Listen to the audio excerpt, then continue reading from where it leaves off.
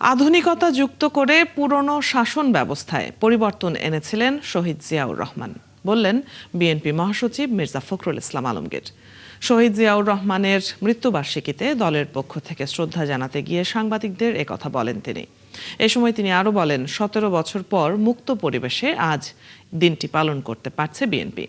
বেলা 11টার দিকে বাবার কবর জিয়ারতে যাবেন প্রধানমন্ত্রী ও বিএনপি চেয়ারম্যান তারেক রহমান। রাজনৈতিক সংস্কার, বহুদলীয় গণতন্ত্রের আবার পুনঃপ্রবর্তন, একদলীয় শাসন ব্যবস্থা থেকে বক্সাল থেকে ফিরিয়ে নিয়ে আসা, অন্যদিকে অর্থনীতিতে একটা মুক্ত বাজার অর্থনীতি চালু করা ছিল আমাদের এই বাংলাদেশের পরিবর্তনের প্রথম ধাপ বলে আমি মনে করি। এবং সেই 3.5 বছরের মধ্যে তিনি একটা অভূতপূর্ব পরিবর্তন নিয়ে এসেছিলেন। যে বাংলাদেশকে বলা হতো বটমলেস বাস্কেট, সেই বাংলাদেশ একটা সমৃদ্ধির দেশে পরিণত হয়। এবং যেখানে আপনার দুর্ভিক্ষ হয়েছিল তৎকালীন আওয়ামী লীগ সরকারের দুঃশাসনের কারণে, সেই অবস্থা থেকে তিনি উদ্বৃত্ত একটা অবস্থার মধ্যে নিয়ে এসেছিলেন দেশকে। শহীদ প্রেসিডেন্ট জিয়াউর রহমানের 45তম মৃত্যুবার্ষিকীতে নানা আয়োজন রাখা হয়েছে। এর মধ্যে রাজধানীর জিয়া উদ্যানে সমাধিতে শ্রদ্ধা জানাবেন প্রধানমন্ত্রী ও বিএনপি চেয়ারম্যান তারেক রহমান সহ কেন্দ্রীয় নেতারা। সেখানে আছেন সহকর্মী মাহিলা ইসলাম, যুক্ত হচ্ছি তার সাথে।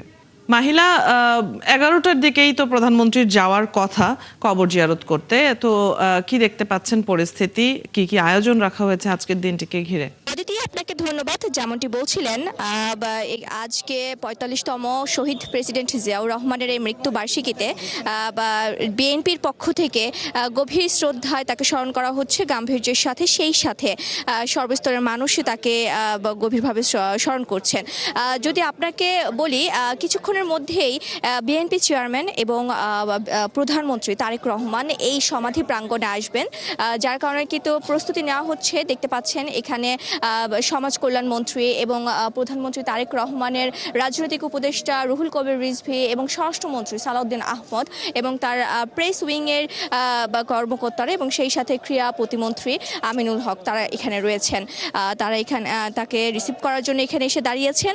কিছুক্ষণের মধ্যেই আশা করা যাচ্ছে প্রধানমন্ত্রী তারেক রহমান এখানে আসবেন এবং তার পিতামাতার কবর জিয়ারত করবেন, দোয়া করবেন। এবং বলতে গেলে প্রায় 20 বছর ক্ষমতার বাইরে থাকা বিএনপি এবার মুক্তভাবেই তাদের প্রতিষ্ঠাতা প্রেসিডেন্ট জিয়াউর রহমানের এই সমাধি প্রাঙ্গণে তার শাহাদাত বার্ষিকীতে তারা শ্রদ্ধা জানাচ্ছেন। সেই ক্ষেত্রে স্বরাষ্ট্রমন্ত্রী সালাউদ্দিন আহমদ এবং স্থানীয় সরকার মন্ত্রী মির্জা ফখরুল ইসলাম আলমগীর, তারা কিন্তু খুব স্বস্তির নিঃশ্বাস ফেলেছেন এবং বলেছেন যে জুলাই অভ্যুত্থানের পরবর্তী সময়ে এই যে ঐক্য, এই ঐক্যই কিন্তু জিয়াউর রহমান যখন 1977 সালে 21 এপ্রিল বাংলাদেশের রাষ্ট্রপতি হিসেবে দায়িত্ব গ্রহণ করেন, তখন কিন্তু তিনি ঠিক এই নীতিটা নিয়েই ঐক্যটা নিয়েই তিনি প্রতিষ্ঠিত হন। তো সেই জিয়ার ঐক্যটাকেই আবারও নতুন করে এই বিএনপি সরকার সামনে জনগণের কাছে প্রকাশ করবে বলে তারা আশা ব্যক্ত করেন। মাহিলা, আপনি আছেন সেখানে এবং যেমনটি বলছিলেন যে কিছুক্ষণের মধ্যেই প্রধানমন্ত্রী সেখানে গিয়ে পৌঁছাবেন। আমরা নিশ্চয়ই তখন আবারও যুক্ত হব আপনার সাথে। খবরাখবর রাখতে থাকুন দর্শক। সহকর্মী মাহিলা ইসলাম আমাদের সাথে যুক্ত ছিলেন জিয়া উদ্যান থেকে। সময় পেরিয়েছে 4.5 দশক, বদলেছে বাংলাদেশ, বদলেছে রাজনীতির প্রেক্ষাপট। বিগত 17 বছরে নানা চেষ্টা করেও দমিয়ে রাখা সম্ভব হয়নি রাষ্ট্রনায়ক জিয়াউর রহমানকে ঘিরে আলোচনা কিংবা মূল্যায়ন। বরং এখনো সমানভাবে প্রাসঙ্গিক ক্ষণজন্মা এই রাষ্ট্রনায়ক।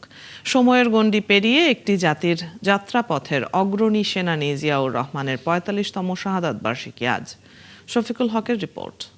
Who want peace, stability, work and development.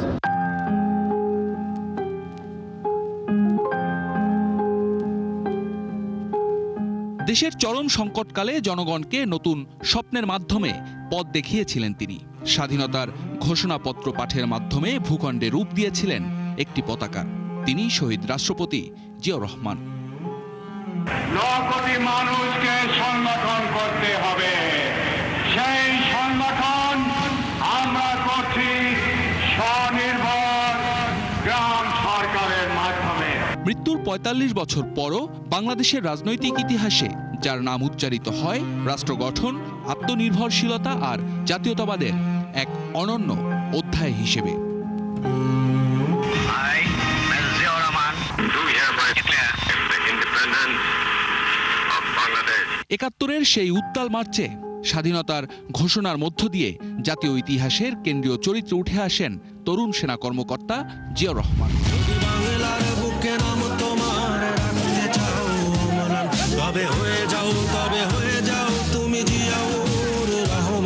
মুক্তিযুদ্ধের রণাঙ্গনের নেতৃত্ব, যুদ্ধ পরবর্তী রাষ্ট্র পুনর্গঠনের অস্থির সময় পেরিয়ে ধীরে ধীরে তিনি হয়ে ওঠেন জাতীয় রাজনীতির অন্যতম প্রধান মুখ।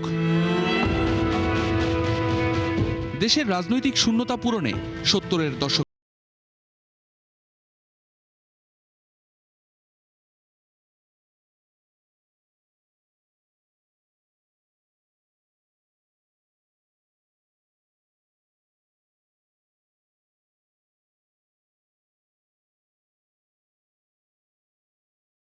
রাষ্ট্র ক্ষমতায় এসে গ্রাম থেকে শহর, কৃষক থেকে উদ্যোক্তা সবাইকে উন্নয়নের মূল স্রোতে যুক্ত করার কথা বলেছেন বারবার। স্বল্প সময়ের শাসনকালেই গ্রহণ করেন বেশ কিছু যুগান্তকারী পদক্ষেপ।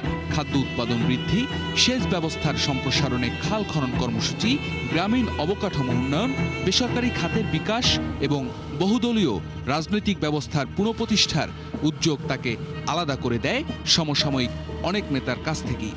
এই গ্রামের প্রত্যেকটি লোক, মেয়ে লোক কাজে ব্যস্ত থাকবে, মেয়েরা ঘরে কুটির শিল্প করবে এবং তাদের পরিবারের আয় বৃদ্ধি করবে। বিশ্বের সঙ্গে বাংলাদেশের সম্পর্ক জোরদারেও জিয়াউর রহমানের ছিল বিশেষ ভূমিকা। মাত্র ৩ বছরের কিছু বেশি সময় দিকভ্রান্ত একটি জাতিকে আত্মবিশ্বাসী রাষ্ট্রে রূপ দেওয়ার স্বপ্ন দেখিয়েছিলেন শহীদ রাষ্ট্রপতি জিয়াউর রহমান। কিন্তু ইতিহাসের নির্মম মোড়ে থেমে যায় সেই যাত্রা। ১৯৮১ সালের এই দিনে চট্টগ্রামে বিপদগামী একদল সেনা কর্মকর্তার হাতে নির্মমভাবে শাহাদাত বরণ করেন রাষ্ট্রপতি জিয়াউর রহমান।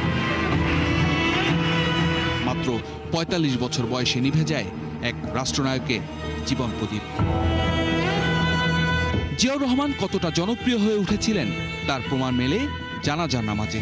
মৃত্যুর সংবাদ ছড়িয়ে পড়তেই শোকে স্তব্ধ হয়ে যায় গোটা দেশ। রাজধানী থেকে প্রত্যন্ত জনপদ অসংখ্য মানুষের ভালোবাসা আর শ্রদ্ধায় বিদায় নেন ক্ষণজন্মাই রাষ্ট্রনায়ক। শফিকুল হক, একাত্তর, ঢাকা।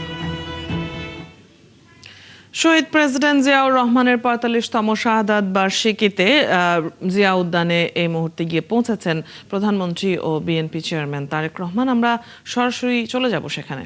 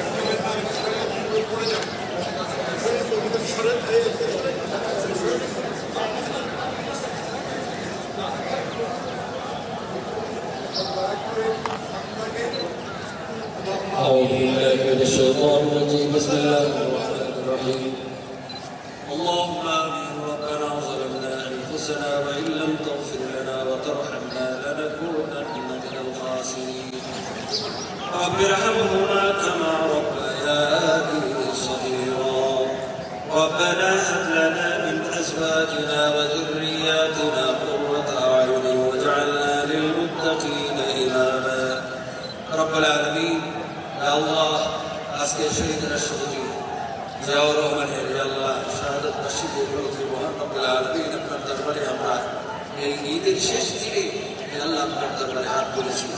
আমরা 2 ঘন্টা যাবত কোরআন কারীম তেলাওয়াত করেছি, দুরূদ শরীফ তেলাওয়াত করেছি। আসসালামু বিশ্বনবী মুহাম্মদ রাসূলুল্লাহ সাল্লাল্লাহু আলাইহি ওয়াসাল্লামের রওজায়ে পাকে পৌঁছে দিই।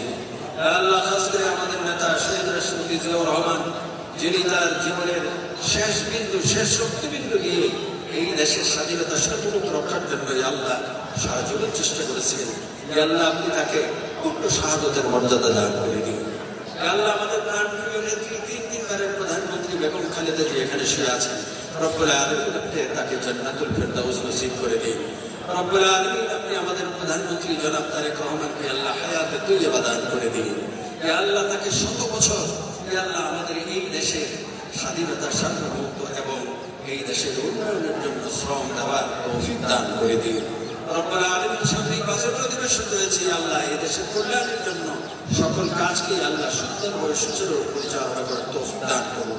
আল্লাহ মন্ত্রী পরিষদের সদস্যবৃন্দ এবং আল্লাহ জাতীয়তাবাদী দলের নেতৃবৃন্দ এবং সর্বস্তরের আল্লাহ আইন শৃঙ্খলা বাহিনী এবং আল্লাহ মিডিয়া ব্যক্তিত্ব যারা আছেন সকলকে আল্লাহ মাহমুদ এই মোনাজাতকে কবুল করে আমাদের এই দেশকে আল্লাহ নির্মাণ করার তৌফিক দান করেন। সুবহান রাব্বিকা রাব্বিল ইজ্জাতি আম্মা ইয়াসিফুন ওয়া সালামুন আলাল মুরসালিন ওয়াল হামদুলিল্লাহি রাব্বিল আলামিন। আসসালামু আলাইকুম।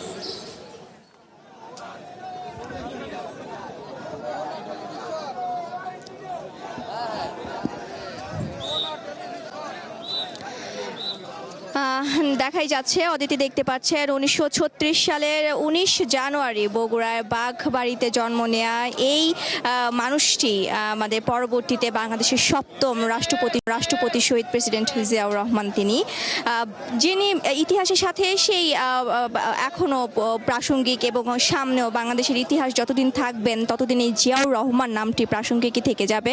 বাংলাদেশের প্রভাবশালী একজন নেতার মধ্যে তিনি অন্যতম। বলা চলে ছোটবেলা থেকে বেশ মেধাবী ছিলেন এবং যেহেতু তিনি সামরিক বাহিনীর একজন সদস্যের মধ্যেই ছিলেন, সেজন্য তার ভিতরে শৃঙ্খলা থেকে বলতে গেলে প্রায় সব কিছুই খুবই বেশি পরিমাণে পরিলক্ষিত করেছে তার সাথে লোকজন। তার সামরিক জীবনের বিষয়ে যদি কিছু তথ্য দেই, 1955 সালে সেকেন্ড লেফটেন্যান্ট হিসেবে কমিশন লাভ করেন এবং সেখান থেকে 2 বছর দায়িত্ব পালন করে 1957 সালে তিনি ইস্ট বেঙ্গল রেজিমেন্ট স্থানান্তরিত হন। তিনি 1959 সালে 1964 সাল পর্যন্ত সামরিক গোয়েন্দা বিভাগেও কাজ করেছেন। 1965 সালে যদি বলি, ভারত পাকিস্তানের যে যুদ্ধটি হয় সেই যুদ্ধে তিনি একটি কোম্পানির কমান্ডার হিসেবে সেক্টরে যুদ্ধ করেছেন এবং সেখানে কিন্তু প্রাসঙ্গিকভাবেই তিনি নিজের দক্ষতা পরিচয় দেন। এবং যখন 1971 সালের 25 মার্চ কালরাত্রি যখন পাকিস্তানিরা বাঙালিদের উপরে হামলে পড়ে, তখনই কিন্তু তিনি পাকিস্তানের বিরুদ্ধে বিদ্রোহ ঘোষণা করেন। তো এই যে একটা সামরিক গণ্ডিতে থেকে তার যেই দক্ষতা, সেই দক্ষতাটাই আসলে এখনো পর্যন্ত সাধারণ মানুষের মনে দাগ কেটে যায়। তো এই অদিতি তার 45তম মৃত্যুবার্ষিকীতে তার পুত্র বাংলাদেশের এখন প্রধানমন্ত্রী, তিনি এসেছেন এত বছর পর এবং আমরা দেখছিলাম তিনি শ্রদ্ধা নিবেদন করেছেন। বিএনপি দলের পক্ষ থেকেও দলীয় নেতাকর্মীদেরকে নিয়েও শ্রদ্ধা নিবেদন করা হয়েছে। আজ দিনব্যাপী সারা দেশেই নানান আয়োজন রয়েছে। আমরা নিশ্চয়ই বিভিন্ন সময়ে সেই খবরগুলো দর্শক আপনাদেরকে জানাতে থাকবো। এই মুহূর্তে সহকর্মী মাহিলা ইসলাম আমাদের সাথে যুক্ত ছিলেন জিয়া উদ্যান থেকে। ভিন্ন প্রসঙ্গ, পবিত্র ঈদ উল আজহাকে কেন্দ্র করে রাজধানীতে সৃষ্ট কোরবানির বর্জ্য অপসারণে কাজ করছে ঢাকা দক্ষিণ ও উত্তর সিটি কর্পোরেশন। ঢাকা দক্ষিণ ও সিটি কর্পোরেশন ডিএসসিসির পক্ষ থেকে জানানো হয়, শুক্রবার রাত 10টা পর্যন্ত 22,088 টন বর্জ্য মাতোয়া তৈল ভাগাড়ে চূড়ান্তভাবে ফেলা হয়েছে। ঈদুল আজহায় রাজধানীর বর্জ্য ব্যবস্থাপনার খবর নিয়ে এই মুহূর্তে যুক্ত হচ্ছেন সহকর্মী সবুজ মাহমুদ। সবুজ, রাজধানীতে আজকে বর্জ্য ব্যবস্থাপনা কেমন দেখছেন? অদিতি, গতকালকের তুলনায় আজকের চিত্রটা কিন্তু সম্পূর্ণ ভিন্ন। গতকালকে আমি এই তেজগাঁ পলিটেকনিক ইনস্টিটিউটের যে খেলার মাঠের যে হাটের থেকে আমি সরাসরি সম্প্রচার করেছিলাম, সেখানে কিন্তু এখানে বাঁশ সহ অন্যান্য যেসব বর্জ্য ছিল সেগুলো কিন্তু একেবারে খুবই খারাপ অবস্থায় ছিল। গতকাল বিকেলে যখন প্রধানমন্ত্রী তারেক রহমান যখন এই বর্জ্য ব্যবস্থাপনা পরিদর্শনের জন্য মাঠে বের হলেন এবং তারপর থেকে সেই কাজগুলো আরও দ্রুত গতিতে এগিয়ে গেছে। আপনি এখনটা যেমন দেখতে পাচ্ছেন যে এই পলিটেকনিক ইনস্টিটিউটের খেলা মাঠে এটি গরুর হাট, পশুর হাট ছিল, সেই হাটের চিত্রটা গতকালকে যেমন ছিল আজকে তার চেয়ে পুরো ভিন্ন হয়ে গেছে। কিছুক্ষণের মধ্যে হয়তো এই মাঠটি একেবারে পুনরায় ব্যবহার উপযোগী হয়ে যাবে। তো এই যে গত ঈদের থেকে আর এই সময়টা বেশি লাগলো প্রধানমন্ত্রী মাঠে নামার পরে হলো, এইটা আসলে বোঝা যায় যে আসলে কাজের সদিচ্ছার অভাব ছিল। এবং আমি দেখেছি যে অনেক যেই পশুর হাটগুলো ইজারা নিয়েছে ইজারাদাররা সেই হাটগুলো পরিষ্কার পরিচ্ছন্ন করেনি, যার ফলে এই যে হাটগুলো ইজারার যে শর্ত সেই শর্ত কিন্তু ভায়োলেশন হয়েছে এবং তাদেরকে ভবিষ্যতে ইজারা দেওয়ার ক্ষেত্রে সিটি কর্পোরেশন ভেবে দেখবে বলে আমাদেরকে জানিয়েছে। তো এখন পর্যন্ত উত্তর এবং দক্ষিণ সিটি কর্পোরেশন তাদের যে সর্বোচ্চ চেষ্টা সেই চেষ্টার মাধ্যমে নগরকে আবারও পরিষ্কার পরিচ্ছন্ন করার চেষ্টা তারা করে যাচ্ছে। আমি যতটুকু তথ্য পেয়েছি যে দক্ষিণ সিটি কর্পোরেশন ইতিমধ্যে 24,000 টন বর্জ্য ইতিমধ্যে মাতুয়াইল ল্যান্ডফিলে পাঠিয়েছে এবং অন্যদিকে উত্তর সিটি কর্পোরেশন এরকম প্রায় 10,000 টন বর্জ্য ইতিমধ্যে আমিনবাজার ল্যান্ডফিলে পাঠিয়েছে। তো বর্জ্য যেই অপসারণ কার্যক্রম সেটি খুব জোরদার হলে চলছে। গতকালকের তুলনায় আজকের চিত্রটা সবুজ, আপনার মাধ্যমে আমরা জেনে নিচ্ছিলাম আজকের অবস্থা। ধন্যবাদ যুক্ত হবার জন্য। দর্শক, সহকর্মী সবুজ মাহমুদ আমাদের সাথে যুক্ত ছিলেন এতক্ষণ। পবিত্র ঈদুল আজহার শেষ দিনে রাজধানীতে পশু কোরবানি দিতে দেখা গেছে। ঈদের দিন কসাই না পাওয়ার ঝক্কি এড়াতে অনেকে আজও কোরবানি দিচ্ছেন। কেউ কেউ পারিবারিক ঐতিহ্যের কারণেও আজ কোরবানির আনুষ্ঠানিকতা রেখেছেন। পবিত্র ঈদুল আজহাকে কেন্দ্র করে রাজধানীতে সৃষ্ট কোরবানির বর্জ্য অপসারণ করছে ঢাকা দক্ষিণ ও উত্তর সিটি কর্পোরেশন এবং যেমনটি জানাচ্ছিলাম যে আজ কোরবানিও হচ্ছে। আমরা যুক্ত হব সহকর্মী মামুন হোসাইনের সাথে, তিনি আছেন এবং খবরাখবর রাখছেন। মামুন, আজ কি পরিমাণ কোরবানি হতে দেখছেন ঢাকায়? পাশাপাশি বর্জ্য ব্যবস্থাপনা নিয়েও জানাবেন, আপনি যেখানে আছেন সেখানকার পরিস্থিতি কেমন? অদিতি, সকাল থেকেই কিন্তু আমি ঢাকার বিভিন্ন জায়গায় ঘুরেছি, বিশেষ করে পুরান ঢাকাতে কিন্তু সকাল থেকেই কিন্তু ধর্মপ্রাণ মুসল্লিরা তারা কিন্তু কোরবানি দিচ্ছেন। যারা ঈদের দিন এবং ঈদের পরের দিন নানা কাজে ব্যস্ত ছিল এবং কসাই না পাওয়ার কারণ হিসাবে কিন্তু আমাদের জানিয়েছেন যে তারা কসাই পায়নি। পাশাপাশি ঈদের দিন এবং ঈদের পরের দিন কসাইয়ের যে একটি চাহিদা থাকে, অর্থাৎ দামের যে একটা বিষয় থাকে, 12,000 13,000 টাকা পর্যন্ত কিন্তু কসাইরা নিয়ে থাকে। কিন্তু ঈদের তৃতীয় দিন এসে কিন্তু কসাই 5,000 6,000 টাকার মধ্যেও কিন্তু একটি গরু তারা কোরবানি করে রেডি করে তারা দিয়ে থাকেন।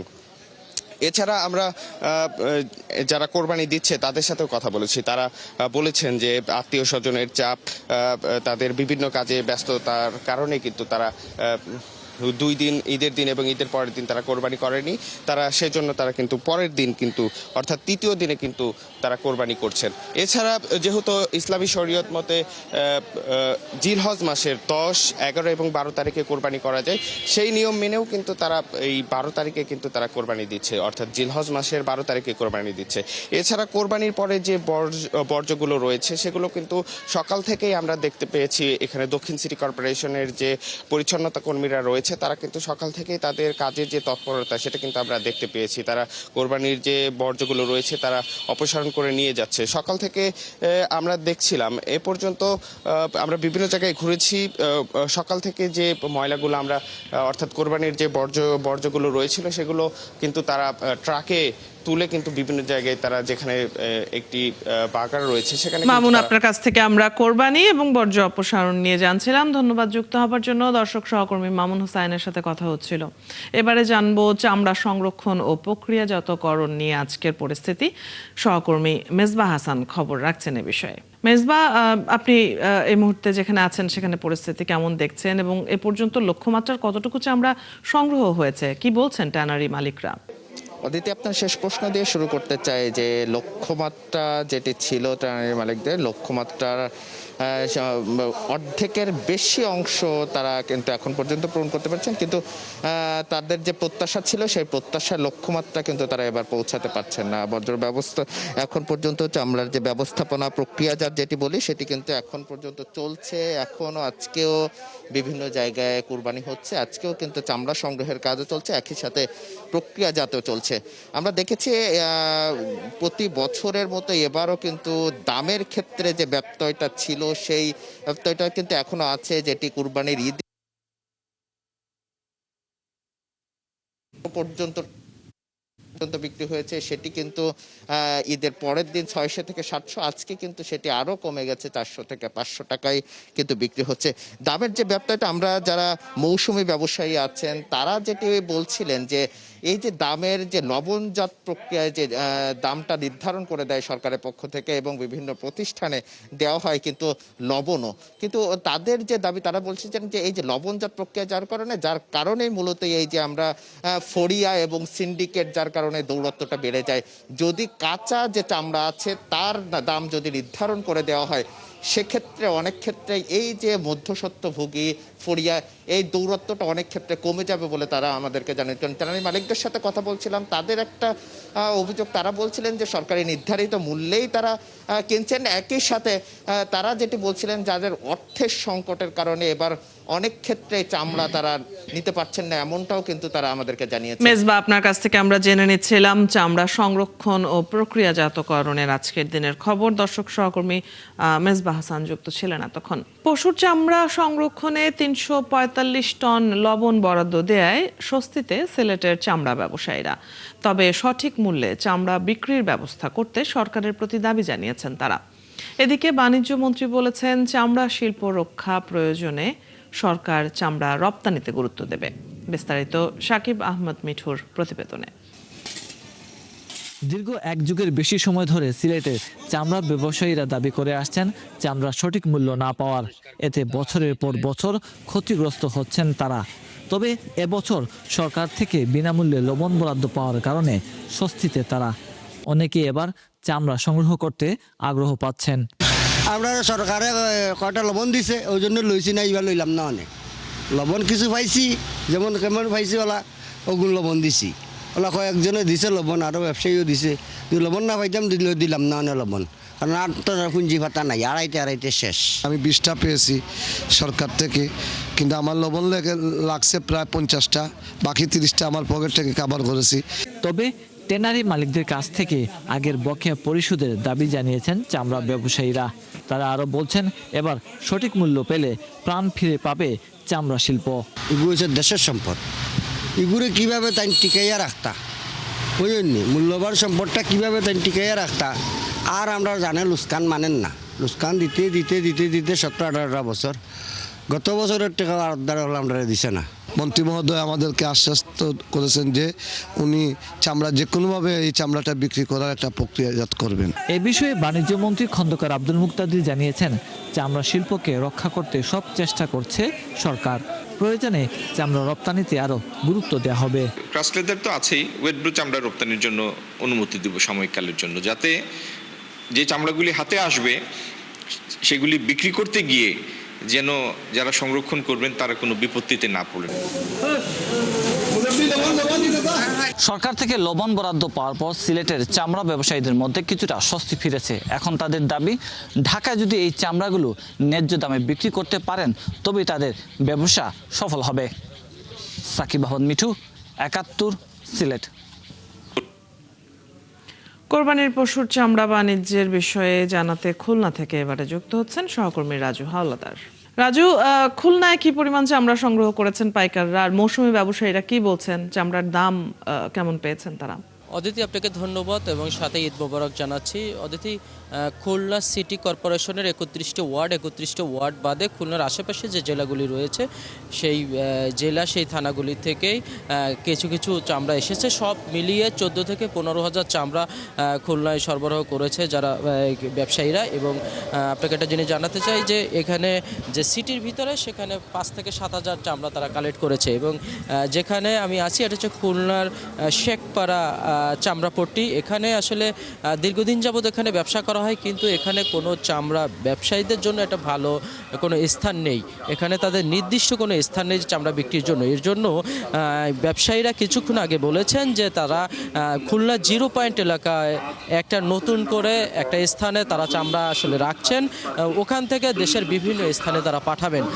এবং ব্যবসায়ীরা বলছেন, ব্যবসায়ীরা হতাশা প্রকাশ করছেন যে আমরা যে চামড়াটা কিনছি এটা আমরা কয় টাকায় বিক্রি করবো এটা বুঝতে পারছি না। আর যারা চামড়া বিক্রি করতে এসেছেন তারা বলছেন যে আমরা একটা চামড়া 1 লাখ টাকার থেকে 5 লাখ টাকা 20 লাখ টাকার একটা গরু, এই গরুর একটা চামড়া এখানে এসে 200 টাকা পাই, সর্বোচ্চ 450-500 টাকায় আমাদের কাছ থেকে কিনে। তাহলে এটার মূল্য থাকলো কোথায়? তাহলে বিক্রির মানে কি? আর যারা বিক্রি করছেন, যারা কিনছেন, পরবর্তীতে বিক্রি করবেন, ব্যবসায়ীরা বলছেন যে একটা চামড়া আমরা এই টাকায় কিনে ভালো টাকায় বিক্রি করতে পারি না। রাজু, আপনার কাছ থেকে আমরা খুলনার চামড়া বাণিজ্যের ক্ষেত্রে কি ধরনের সমস্যা মৌসুমী ব্যবসায়ীরা মুখোমুখি হচ্ছেন সেটা আমরা জানছিলাম। ধন্যবাদ যুক্ত হবার জন্য। খুলনা থেকে সহকর্মী রাজু হাওলাদার যুক্ত ছিলেন এতক্ষণ। পবিত্র ঈদুল আজহার তৃতীয় দিনেও কমলাপুর রেল স্টেশনে দেখা গেছে এক ভিন্ন চিত্র। সাধারণত এই সময় ঢাকামুখী মানুষের ভিড় থাকার কথা থাকলেও এখনো কর্মস্থল ছেড়ে উল্টো ঢাকা ছাড়ছেন বহু মানুষ। কমলাপুর রেল স্টেশনে ঢাকায় ফেরা মানুষেরই এক ব্যস্ত আনাগোনা লক্ষ্য করা গেছে। ঈদের ছুটিতে যারা নানা কারণে রাজধানী ছাড়তে পারেননি তারা এখন ভিড় এড়াতে স্বাচ্ছন্দ্যে বাড়ি ফিরছেন। আমাদের সহকর্মী ইলিয়াস আকন আছেন রাজধানীর কমলাপুর স্টেশনে, তার সাথে কথা বলবো। এখন কেমন দেখছেন কমলাপুরের পরিস্থিতি? যেমনটি আমরা খবরে জানছিলাম যে এখনো ঢাকা ছাড়ছেন অনেকেই, কি বলছেন তারা? আসলে অদিতি, আপনি জেনে থাকবেন যে যেটি বলছিলেন যে আসলে ঢাকা ফেরার চেয়ে ঢাকার ছাড়ছে বেশি মানুষ। কারণ যারা পরিবার পরিজন নিয়ে ঢাকাতে ঈদ করেছে তারা মূলত এই ঈদের তৃতীয় দিনে আজ ঢাকা ছেড়ে যাচ্ছে এবং বেশ উপচে পড়া ভিড়ের মতোই কিন্তু আমরা দেখছি।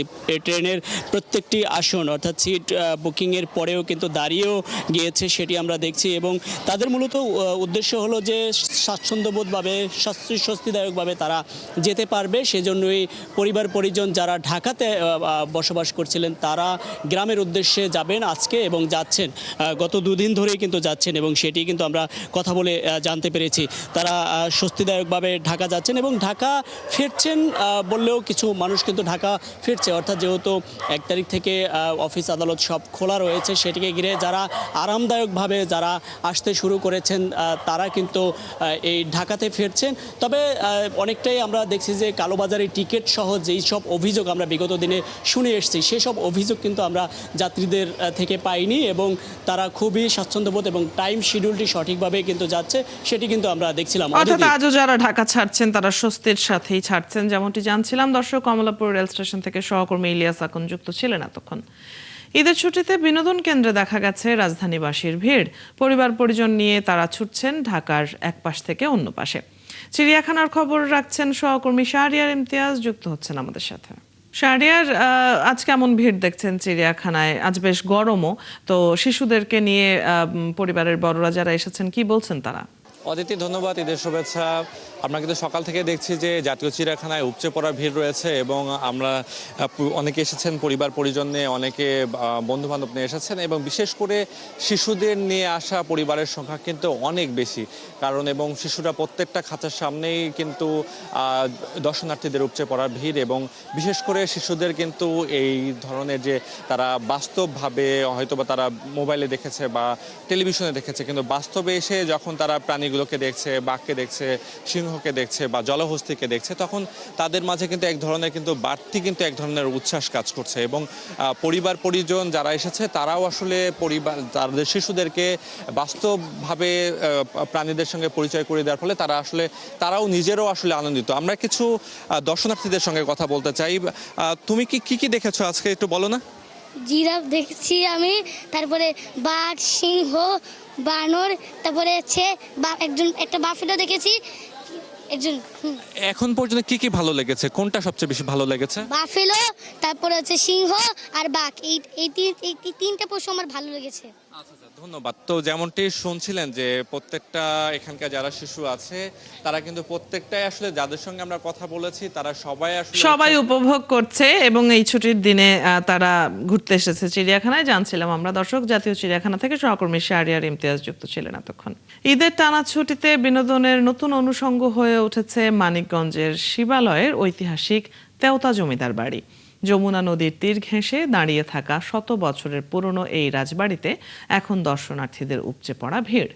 যান্ত্রিক জীবনের ক্লান্তি ভুলে পরিবার পরিজন নিয়ে ইতিহাস আর প্রকৃতির মেলবন্ধনে মেতে উঠেছেন নানা বয়সী মানুষ। রনি মিয়ার ক্যামেরায় মনিরুল ইসলাম মিহিরের প্রতিবেদন। চারিদিকে সবুজের সমারোহ, তার মাঝে মাথা উঁচু করে দাঁড়িয়ে আছে কালের সাক্ষী শত বছরের প্রাচীন তেওতা জমিদার বাড়ি। ঈদের আমেজকে আরও বাড়িয়ে তুলতে এই ঐতিহাসিক চত্বরে ঢল নেমেছে বিনোদন প্রেমীদের। জাতীয় কবি কাজী নজরুল ইসলাম এবং তার স্ত্রী প্রমীলা দেবীর স্মৃতি বিজড়িত এই জমিদার বাড়িটি বরাবরই পর্যটকদের আকর্ষণের কেন্দ্রবিন্দু। তবে ঈদের ছুটিতে এর রূপ যেন বদলে যায়। লাল ইটের প্রাচীন দেয়াল, কারুকার্য খচিত মঠ আর বিশাল দিঘির পাড়ে বসে কেউ গল্প করছেন, কেউ বা ব্যস্ত মুহূর্তগুলো ফ্রেমে বন্দি করছেন। পর্যটন কেন্দ্রের মতোই, কারণ একটা ঐতিহ্যের একটা নাম হচ্ছে তেওতা জমিদার বাড়ি। এখানে মোটামুটি বিভিন্ন জায়গা থেকে, আমাদের মানিকগঞ্জ জেলা থেকেও, জেলার বাইরে থেকেও লোকজন আসে। অনেক দিনের ইচ্ছে ছিল তেওতা জমিদার বাড়িটা দেখবো, ইনশাল্লাহ পূরণ হলো আশাটা। আমরা আর ইচ্ছা যে নদীর পাড় হচ্ছে সেখানে গিয়েছিলাম, সেখান থেকে আসার সময় দেখলাম যে এখানে মেলা হচ্ছে, তো তাই ফ্যামিলির সাথে আমরা এখানে এসেছি। মানিকগঞ্জ ছাড়াও ঢাকা, সাভার ও ধামরাই সহ আশপাশের বিভিন্ন জেলা থেকে ছুটে আসছেন পর্যটকরা। জমিদার বাড়ির পাশেই বয়ে চলা যমুনা নদীর তীরে সূর্যাস্ত দেখা দর্শনার্থীদের এই আনন্দ ভ্রমণে যোগ করেছে বাড়তি মাত্রা।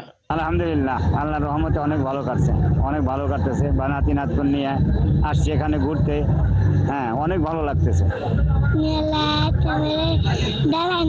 ঈদের ভিতরে বন্ধু বান্ধব নিয়ে বেরোইছি, ইনশাআল্লাহ অনেক মজা পাইতেছি ভাই। শত বছরের ইতিহাস, কবি নজরুলের প্রেম আর যমুনার মুক্ত বাতাস সব মিলিয়ে তেওতা জমিদার বাড়ি এখন মুখরিত উৎসবের আমেজে।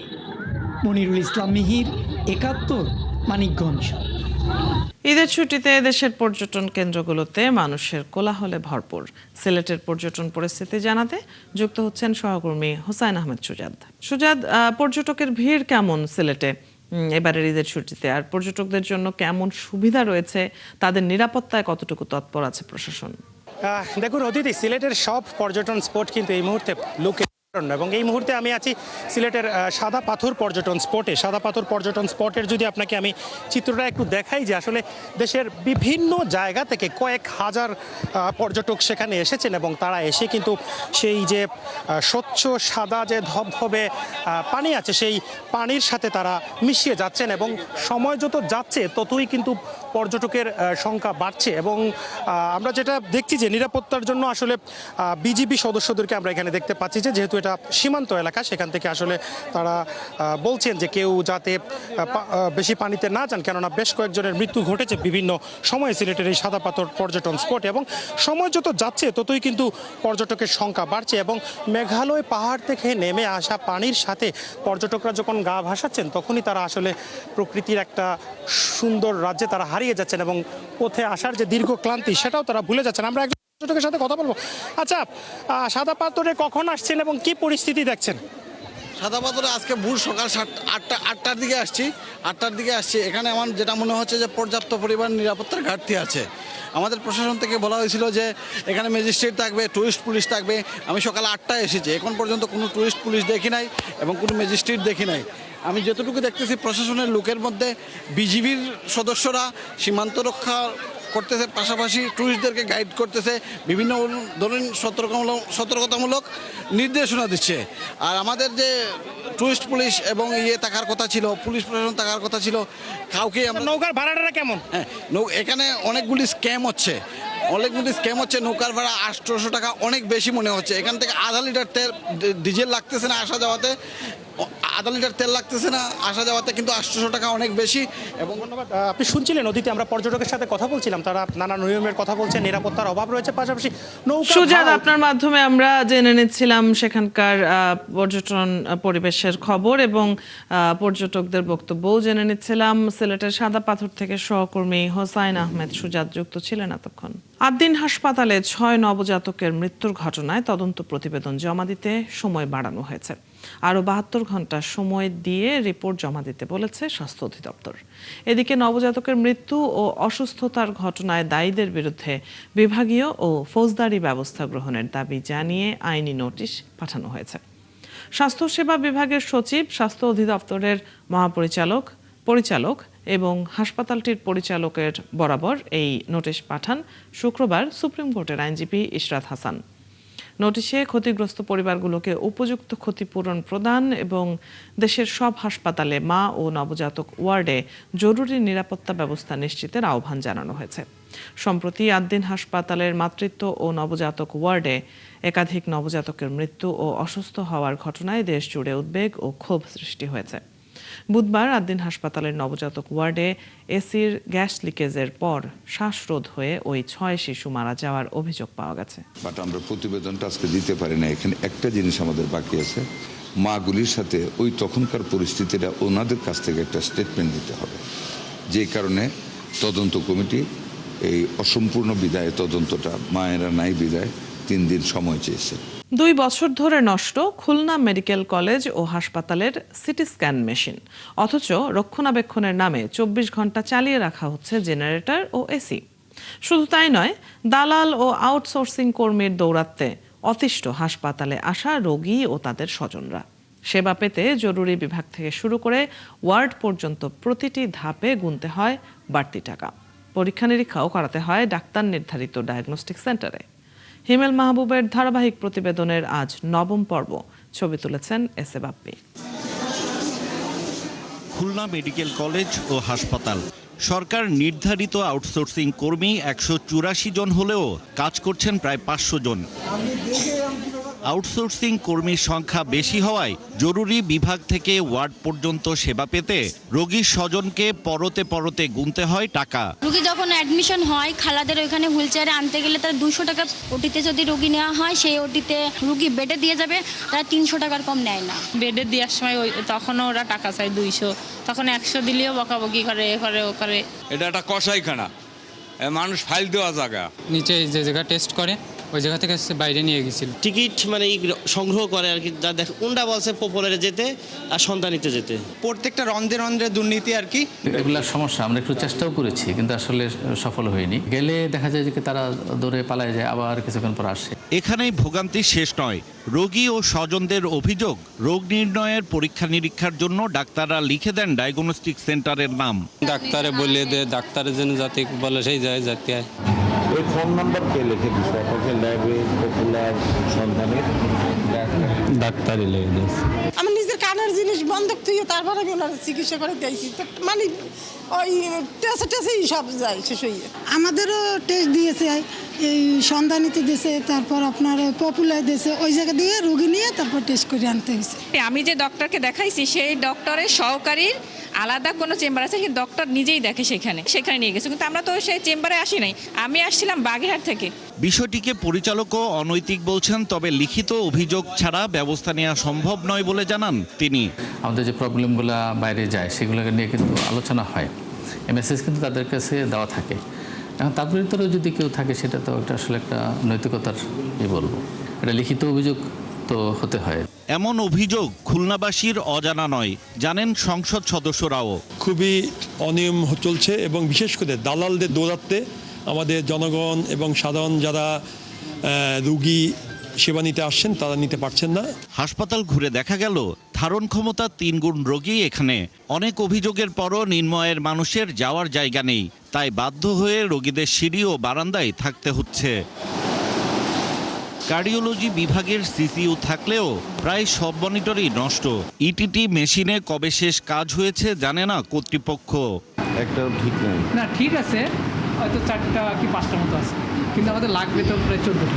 হাসপাতালে 2টি সিটি স্ক্যান মেশিনের একটি পরিত্যক্ত, আর এই মেশিনটি 2024 সাল থেকে নষ্ট থাকলেও এই মেশিনটি যাতে পুরোপুরি নষ্ট না হয় এজন্য এর বৈদ্যুতিক সংযোগ এবং রুমের এসি 2 বছর ধরে চালিয়ে যাচ্ছে হাসপাতাল কর্তৃপক্ষ। সিটি স্ক্যান মেশিনটি মেরামত এবং 5 বছরের রক্ষণাবেক্ষণের জন্য প্রায় 5 কোটি টাকার চাহিদা দিয়েছে নিমিউ।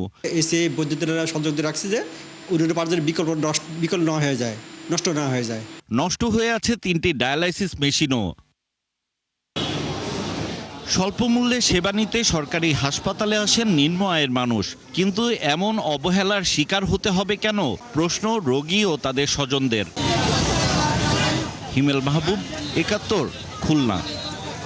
চলছে সংবাদ সংযোগ। সরাসরি সংবাদ ও অনুষ্ঠান দেখতে চোখ রাখুন 71-এর ফেসবুক পেজে এবং সাবস্ক্রাইব করুন 71-এর ইউটিউব চ্যানেল।